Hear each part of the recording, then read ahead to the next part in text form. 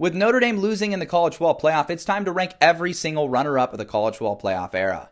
At number 11, it's 2022 TCU. The Horned Frogs get blown out by Georgia in that national title game. Looked like they didn't belong, but they were certainly deserving with all of the close games they were able to win in the regular season, and the win over Michigan was a nice win. At number 10, we have 2021 Alabama. It wasn't your typical Nick Saban Alabama squad. They were very flawed. The offense was basically fully reliant on Bryce Young making mind-boggling plays.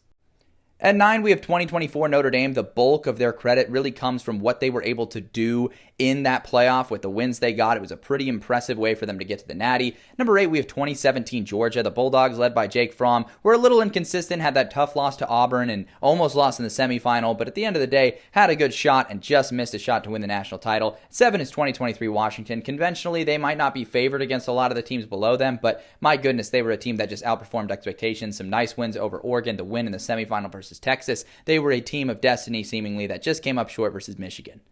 At 6, we have 2015 Clemson. This was the iteration with Kelly Bryant at quarterback that just couldn't get it done in the Natty. Bama kind of took control of that game. At 5, we have 2014 Oregon with one of the better Oregon defenses we've seen, but they end up running into that Ohio State team with Ezekiel Elliott that was just running over people. At 4, we've got 2020 Ohio State. The Buckeyes were an excellent team that's overshadowed by that 2020 Bama team that ended up really taking it to them that season. If you saw what they did against Clemson that season, you saw their potential.